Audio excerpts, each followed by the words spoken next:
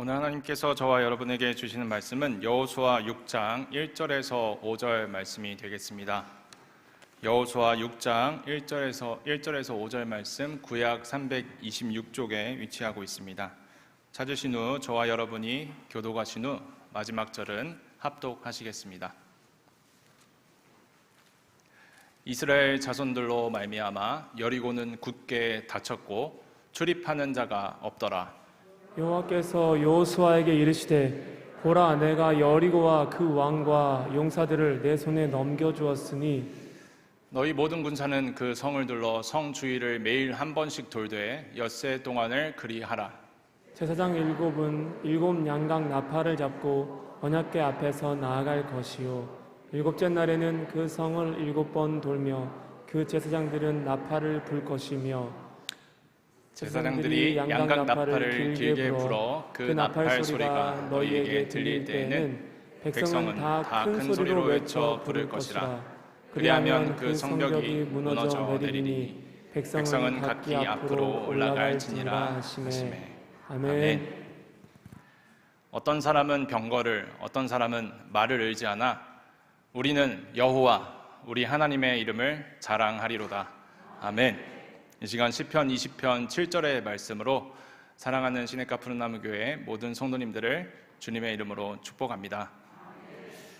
오늘 담임 목사님과 교직원분들께서는 새벽 예배 전에 숲속 작은 나라로 이동하셔서 아침 일찍부터 땀 흘려 봉사하시고 오후에 건강하게 안전하게 복귀하셨습니다.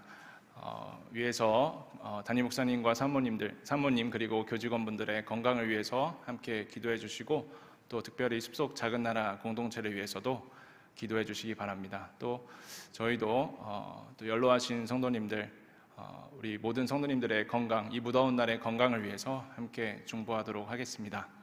아멘. 저는 지난 수요 예배 성서 전쟁사 세미나를 통해서 성경을 깊이 묵상하는 데 있어 큰 유익과 은혜를 경험했습니다. 성경에서 등장하는 많은 전쟁 역사들을 통해서 하나님의 능력과 신성, 그리고 우리에게 주시는 교훈들을 더 깊이 묵상하게 되었습니다. 방금 선포한 말씀 시편 20편 말씀은 전쟁을 앞두고 왕을 위해서 백성들이 중보 기도를 드리는 내용으로 왕과 백성이 성전에서 제사를 드릴 때에, 즉 예배를 드릴 때에 사용된 제왕시라는 장르로 분류됩니다. 그 중에서 7절에서 등장하는 병거와 말은 시편이 기록된 당시 고대 전쟁에서 승리하기 위한 핵심적인 전투력입니다. 비유하자면 지금의 기갑부대, 또 전차부대와 같은 막강한 기동력을, 전투력을 갖고 있는 핵심 군사력을 의미하는 것이죠.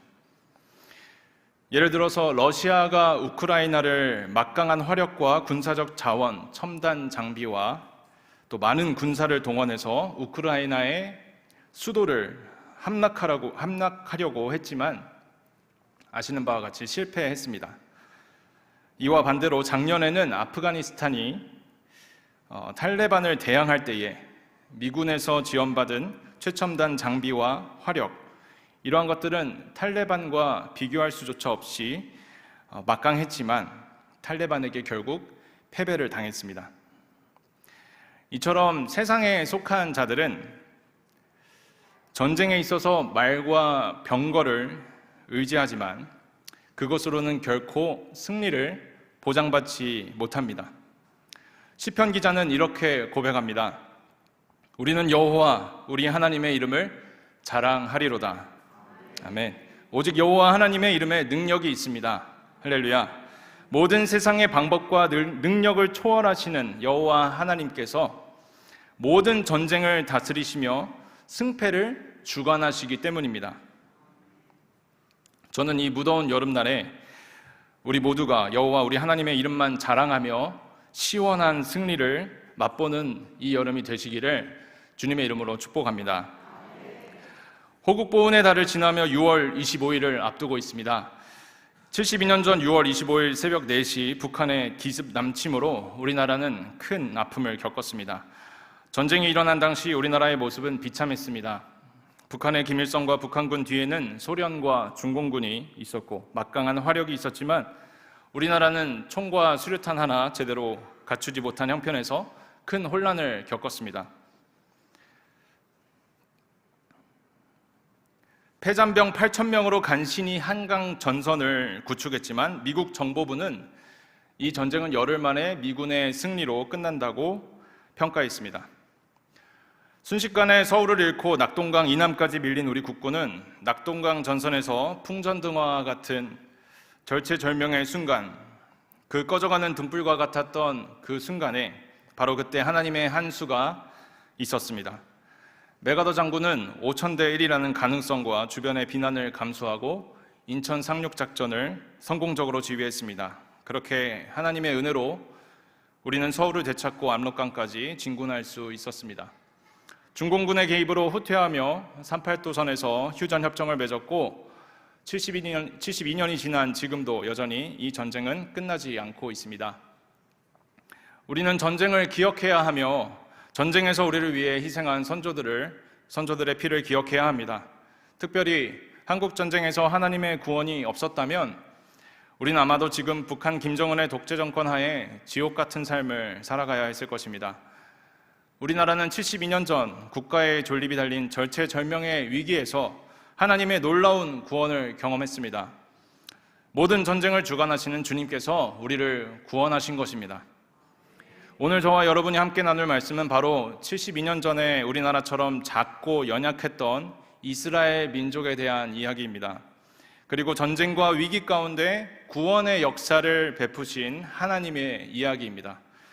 여호수아와 이스라엘 백성은 가나안 땅을 기업으로 주리라 약속하신 하나님의 약속을 믿는 믿음으로 가나안 땅 초입에 도달하게 됩니다. 그리고 전쟁과 위기 가운데 구원의 역사를 베푸시는 그 하나님의 약속을 믿고 그 여리고 성문 앞에 드디어 섰습니다.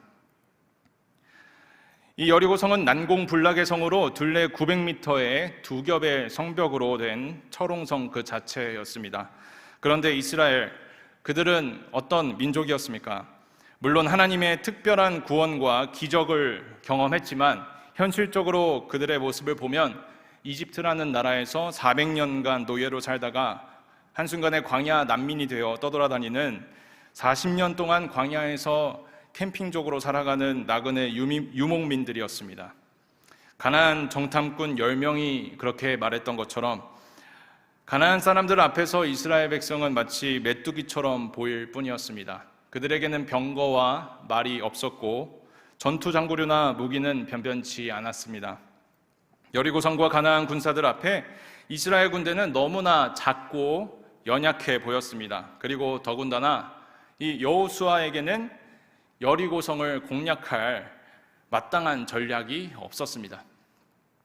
오늘 본문 1절을 함께 한번 읽어보실까요?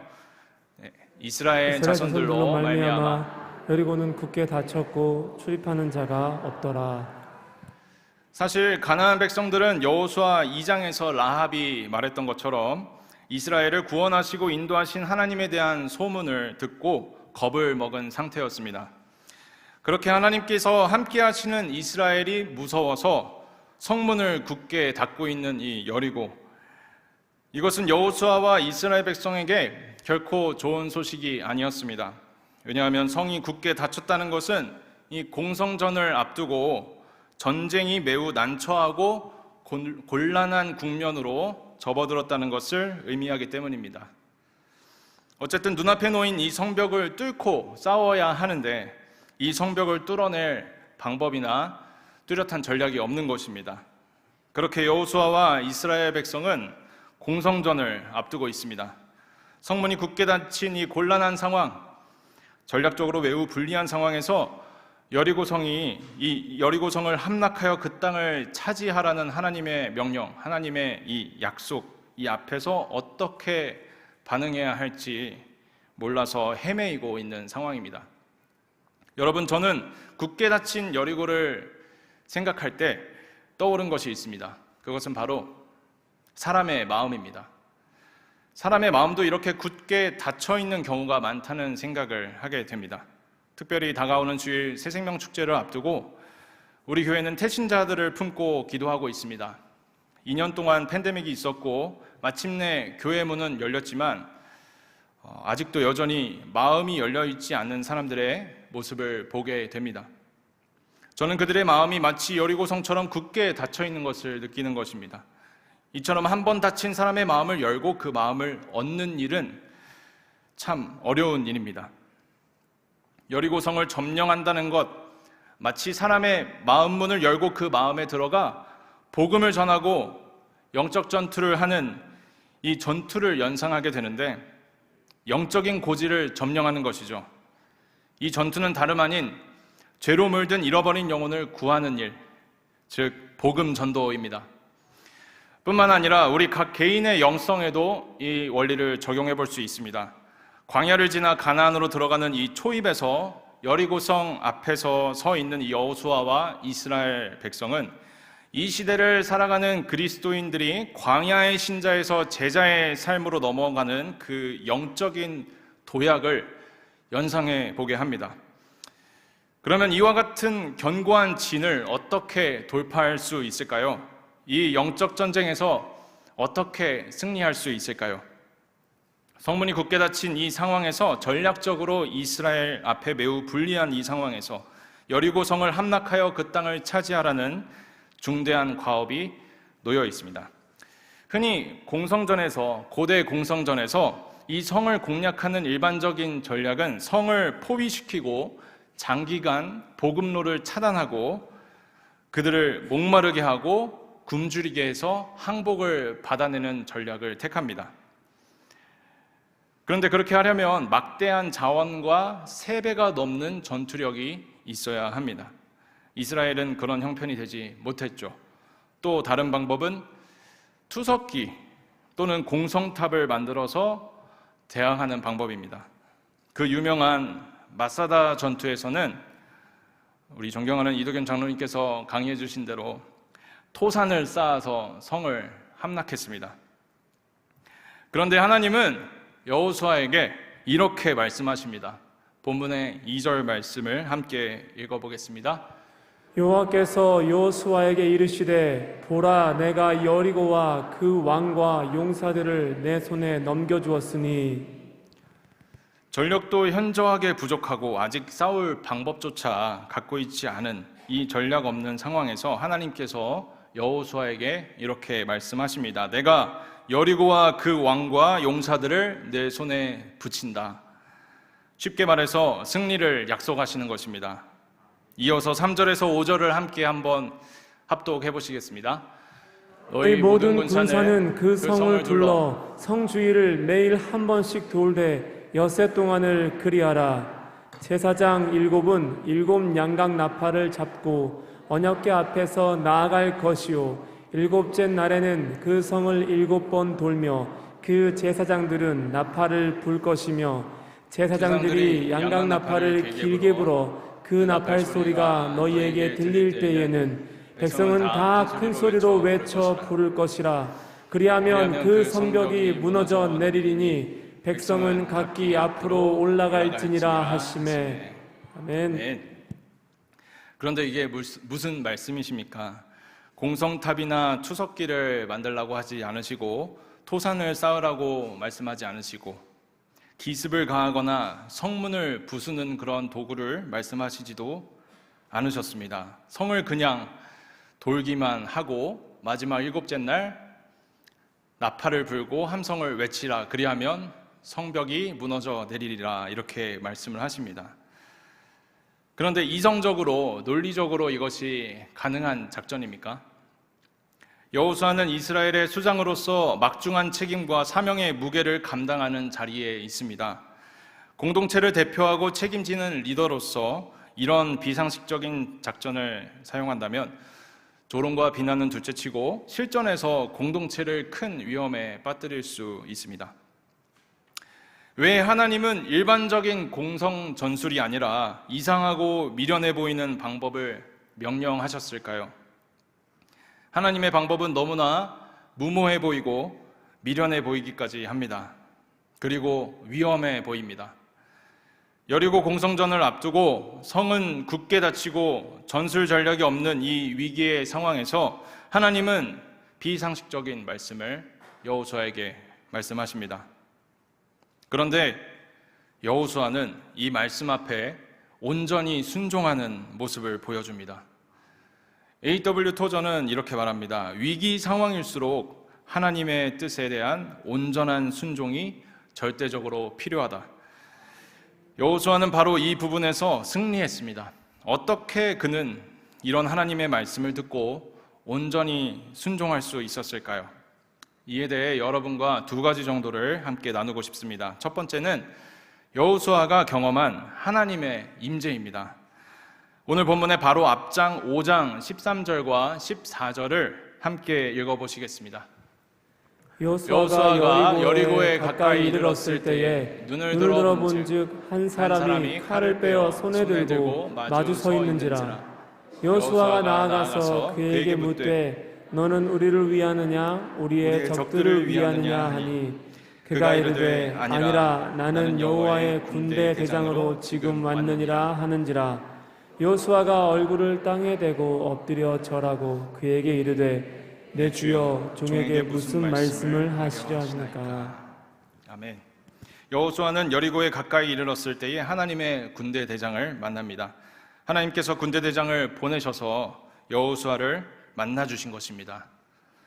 이것은 여호수아에게 있어서 하나님의 임재를 의미합니다. 하나님의 음성을 듣기 전에 하나님의 임재가 여호수아에게 있었습니다. 여호수아는 당장 여리고를 공략할 방법을 찾는 것보다 하나님의 임재 앞에 서는 것을 갈망한 것입니다. 그리고 그는 하나님의 임재 앞에 서게 됩니다. 하나님의 임재 앞에서 여호수아는 겸손해지고 엎드리고 자신감과 담력을 얻습니다. 여러분, 이처럼 하나님의 역사는 하나님의 임재와 만남에서 시작됩니다. 모든 문제와 두려움은 하나님의 임재 앞에서 사라집니다. 여호수아는 하나님의 임재와 만남을 경험했습니다. 그리고 하나님의 음성을 듣고 담대하게 순종합니다. 사랑하는 성도 여러분, 하나님의 임재를 사모하시기를 바랍니다. 하나님의 임재를 갈망하시기를 바랍니다. 하나님의 손을 구하시기 전에 하나님의 얼굴을 먼저 구하시기를 바랍니다. 또 한 가지, 여호수아가 하나님의 음성에 온전히 순종할 수 있었던 이유는 바로 여호수아의 권리 포기였습니다. 5장 15절에서 하나님의 군대 대장이 여호수아에게 이렇게 말합니다. 15절을 함께 읽어볼까요? 여호와의 군대 대장이 여호수아에게 이르되 내 발에서 신을 벗으라. 내가 선 곳은 거룩하니라 하니 여호수아가 그대로 행하니라. 아멘. 여호수아가 들은 이 음성은 출애굽기 3장에서 모세가 처음 하나님의 임재 가운데 들었던 음성과 똑같은 내용입니다. 출애굽기 3장 5절은 하나님이 이르시되 이리로 가까이 오지 말라. 내가 선 곳은 거룩한 땅이니 내 발에서 신을 벗으라. 이렇게 말씀하십니다. 모세에게 임재하시고 말씀하신 하나님께서 여호수아에게 동일하게 임재하시고 같은 말씀을 하고 계십니다. 내 발에서 신을 벗으라. 신을 벗는다는 것은 무엇을 의미할까요? 여러 가지 의미들을 해석할 수 있지만 저는 무엇보다 권리를 포기하라라는 의미로 여러분들에게 말씀드리고 싶습니다. 좀 더 정확하게 말하자면 네가 너의 권리라고 생각했던 그것을 내 앞에 내려놓아라. 마치 하나님께서 여호수아에게 이렇게 말씀하시는 것 같습니다. 여호수아야, 나의 거룩함 앞에 엎드려라. 내가 너의 주인이다. 내가 너의 하나님이다. 더 이상 내가 너의 주인이 아니다. 내 발에서 신을 벗어라. 너의 생각, 너의 방법, 너의 계획, 너의 명철을 의지하지 말고 내 앞에서 신을 벗어라. 내가 주인이 되어 생각하고 말하고 행동하는 그 모든 것 멈춰라. 내가 너의 하나님이다. 아멘. 여호수아는 이처럼 하나님의 임재를 경험했고 하나님의 임재 앞에서 자기의 권리를 내려놓았습니다. 바로 이 두 가지를 통해서 여호수아는 여리고성을 무너뜨릴 수 있는 하나님의 방법과 명령 앞에 온전하게 순종할 수 있었습니다. 사랑하는 신익과 푸른나무 교회 성도님들도 여호수아처럼 이 하나님의 임재를 경험하시고 이 임재 앞에서 신을 벗음으로써 주님께 모든 권리를 내어드리시기를 소망합니다. 그래서 주님의 놀라운 기적의 역사 가운데 온전히 순종함으로써 그 승리의 역사에 동참하시는 은혜가 저와 여러분에게 있으시기를 주님의 이름으로 축복합니다. 사랑하는 성도 여러분, 우리가 다가오는 주일 새생명 축제뿐만 아니라 24일 금요일 어린이부 연합 부흥회도 앞두고 있습니다. 또 7월 중순에는 3년 만에 열리는 문무대 세례식도 있고요. 교회학교 여름 사역도 앞두고 있습니다. 지금 교회학교 모든 선생님들께서 지난주 월요일부터 릴레이 금식 기도로 기도를 하고 있습니다. 성전이 열리고 기도가 시작되고 이제 한 영혼이 주님께 돌아오게 하기 위해서 기도하며 전도하고 있습니다.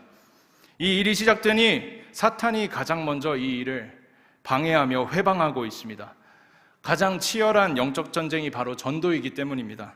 영혼 구원이 가장 치열한 영적 전쟁입니다. 지금 우리는 여리고성과 같은 견고한 진 앞에 서 있는 것 같습니다. 그 견고한 진은 한 사람의 돌과 같이 굳어진 마음일 수도 있고 그 마음의 깊은 상처일 수도 있습니다. 또 그 견고한 진은 한 가정을 회방하는 악한 영의 권세일 수도 있으며 한 공동체, 한 부서를 묶고 있는 어둠의 권세일 수도 있습니다. 그리고 무엇보다 그 견고한 진은 다름 아닌 바로 하나님 앞에 우리의 신을 벗지 못하는 교만과 욕심일 수 있습니다. 또 사랑이 없는 메마른 우리의 심령일 수도 있습니다. 이 견고한 진은 하나님을 아는 것을 대적하여 높아진 모든 것을 의미합니다. 저는 오늘 이 저녁에 주님께서 우리의 삶과 사역 앞에 놓인 이 견고한 진을 무너뜨리시는 역사가 있기를 소망하며 기대합니다. 고린도후서 10장 4절에서 5절을 함께 선포해 보겠습니다. 시작. 우리의 싸우는 무기는 육신에 속한 것이 아니요 오직 어떤 견고한 진도 무너뜨리는 하나님의 능력이라. 모든 이론을 무너뜨리며 하나님 아는 것을 대적하여 높아진 것을 다 무너뜨리고 모든 생각을 사로잡아 그리스도에게 복종하게 하니. 아멘. 하나님께서 우리의 싸우는 무기는 어떤 견고한 진도 무너뜨리는 하나님의 능력이라고 하십니다. 하나님의 능력은 모든 생각을 사로잡아 그리스도에게 복종하게 합니다. 여호수아는 자신의 생각과 방법을 내려놓고 자기의 신을 벗었습니다. 그리고 오직 하나님의 임재 앞에 엎드려 그의 음성을 듣고 순종했습니다. 비록 하나님의 방법은 세상의 기준에서 볼 때 미련하고 어리석어 보였으나 그것은 하나님의 능력이었습니다. 여리고성을 돌고 나팔을 불고 소리를 지르면 성이 무너질 것이라는 이론은 어리석게 보이지만 하나님의 어리석음이 사람보다 지혜롭고 하나님의 약하심이 사람보다 강하니라는 고린도전서 1장 25절의 말씀이 그대로 이루어졌습니다. 말씀을 마무리하겠습니다. 여러분, 우리는 하나님의 방법을 선택해야 할 사람들입니다. 그렇다면 우리 그리스도인들에게 있는 하나님의 방법은 무엇이라고 생각하십니까? 세상이 조롱하고 미련하며 어리석다고 하지만 하나님의 능력이 되는 우리 그리스도인들의 방법은 무엇입니까? 고린도전서 1장 18절을 함께 읽어보겠습니다. 십자가의 도가 멸망하는 자들에게는 미련한 것이요 구원을 받는 우리에게는 하나님의 능력이라. 아멘. 사람들은 복음을 미련하다고 하지만 구원의 능력은 오직 복음 안에 있습니다. 마찬가지로 전도 또한 세상에서 손가락질을 당하는 방법입니다. 그러나 하나님은 전도에 미련한 것으로 믿는 자들을 구원하시기를 기뻐하십니다. 참고로 새 번역에서는 이 전도를 설교라고 번역하고 있습니다. 고린도전서 1장 21절에서 이렇게 말씀하십니다. 하나님의 지혜에 있어서는 이 세상이 자기 지혜로 하나님을 알지 못하므로 하나님께서 전도에 미련한 것으로 믿는 자들을 구원하시기를 기뻐하셨도다. 아멘. 여러분, 우리는 다양하고 유익한 프로그램과 지혜로운 방법만으로 사람들을 교회로 불러 모을 수 있을 것이라는 방법론적인 오류와 더불어서 교회로 사람들이 모이는 것이 살아있는 교회의 자연스러운 현상이 아니라 사람들을 그저 불러 모으려는 그 자체가 목적이 되어버리는 오류에 빠질 위험에 놓여 있습니다. 그래서 우리는 72년 전에 나라를 위해 몸바친 우리 순국 선열들의 희생을 기억하는 것처럼 오직 예수 그리스도의 십자가 부활과 그 복음을, 그 본질을 우리의 중심에 매일 되새기며 나아가야 할 줄 믿습니다. 여러분, 하나님의 방법은 복음입니다. 전도입니다. 하나님의 능력이 되시는 이 예수 십자가의 복음과 전도로서 우리의 삶과 사역 가운데 놓인 모든 견고한 진은 무너질 줄 믿습니다. 또한 우리가 이 영적인 고지를 점령하며 전투에서 승리하여 광야에서 가나안으로 나아가 신자에서 제자의 영성으로 한 단계 도약하게 될 줄 믿습니다. 이 시간 함께 찬양하실 때에 온전히 하나님만 바라보는 마음으로 함께 찬양했으면 좋겠습니다. 주님, 우리의 모든 두려움과 걱정들을 주님 앞에 내려놓고 우리의 권리와 생각, 계획을 다 주 앞에 내려놓겠습니다. 하나님의 임재를 사모하며 주님의 능력을 바라봅니다. 우리를 위해서 싸우시는 주님의 손길을 기대합니다. 함께 찬양하겠습니다. 보라, 너희는 두려워 말고 보라, 너희를 인도할 나를 보라, 너희는 지치지 말고 보라, 너희를 구원할 너희를 치던 적은 너희를 치던 적은 어디 있느냐, 너희를 억누르던 원수는 어디 있느냐. 보라, 하나님 구원을 보라, 하나님 능력을 너희를 위해서 싸우시는 주의 손을 보라, 하나님 능력을 보라, 하나님 구원을 보라, 하나님 능력을 너희를 위해서 싸우시는 주의 손을 보라. 너희를 치던 적은 어디 있느냐. 너희를 치던 적은 어디 있느냐, 너희를 억누르던 원수는 어디 있느냐. 보라, 하나님 구원을 보라, 하나님 능력을 너희를 위해서 싸우시는 주의 손을 보라, 보라, 하나님 구원을 보라, 하나님 능력을 너희를 위해서 싸우시는 주의 손을 보라. 시간 함께 기도하실 때 이렇게 기도했으면 좋겠습니다. 먼저는 우리 각자가 주님 앞에 참된 제자가 되어 복음 전도의 사명으로 무장한 그리스도의 군사가 되게 하옵소서. 이제는 나 자신만을 위해 사는 광야의 삶을 버리고 이웃과 세상을 섬기는 제자의 삶을 살게 하옵소서. 그리고 우리의 삶과 사역에 놓인 견고한 진을 무너뜨려 주옵소서. 태신자들의 굳게 닫힌 마음을 열어주시고 주께로 나아오게 하옵소서. 어린이 부흥회 가운데 주님의 구원의 역사를 보게 하시며 새 생명 축제 가운데도 주님의 은혜를 경험하게 하옵소서. 또한 다가오는 여름 사역 가운데에도 주님의 놀라우신 부흥의 기적을 베풀어 주옵소서라고 이 시간 다같이 주님의 이름을 크게 한번 부르시고 함께 부르짖으며 기도하겠습니다. 주여, 살아계신 하나님 감사합니다. 주님의 손을 의지합니다. 주님의 얼굴을 구합니다.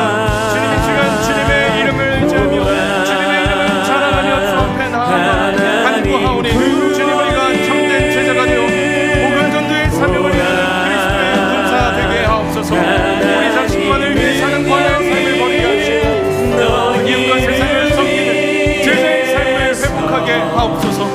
우리 삶과 삶에 놓인 모든 견고한 진을 주님의 능력으로 무너뜨려 주옵소서.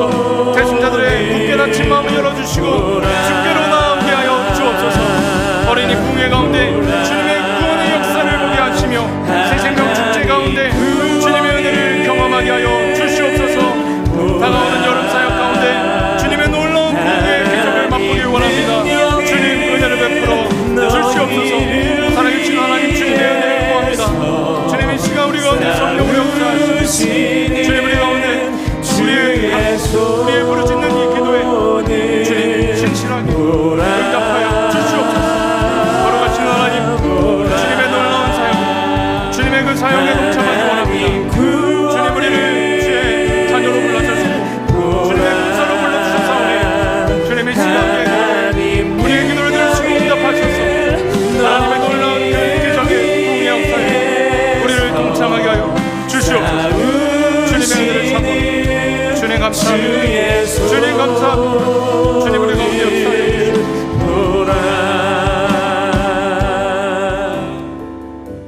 살아계신 여호와 하나님 아버지, 주님의 은혜와 사랑을 감사드립니다. 이 시간 주님의 이름으로 구한 우리의 기도에 응답하여 주시고 우리에게 부흥과 회복을 허락하여 주옵소서. 어린이 부흥회와 새생명축제, 문무대 세례식과 교회학교 여름사역 가운데 하나님의 능력의 손을 보게 하여 주옵소서. 하나님을 대적하는 모든 견고한 진을 이 시간 나사렛 예수 그리스도의 이름으로 명하노니 무너질지어다. 주님의 능력 앞에 무너지게 하시며 놀라운 주님의 승리의 기적을 베풀어 주옵소서. 우리의 예배와 찬양과 기도를 기쁘게 받으신 줄 믿고 감사드리며 이 모든 말씀 살아계신 구주 예수 그리스도의 이름으로 기도드립니다. 아멘. 하늘에 계신 우리 아버지, 아버지의 이름을 거룩하게 하시며 아버지의 나라가 오게 하시며 아버지의 뜻이 하늘에서와 같이 땅에서도 이루어지게 하소서. 오늘 우리에게 일용할 양식을 주시고 우리가 우리에게 잘못한 사람을 용서하여 준 것 같이 우리 죄를 용서하여 주시고 우리를 시험에 빠지지 않게 하시고 악에서 구하소서. 나라와 권능과 영광이 영원히 아버지의 것입니다. 아멘.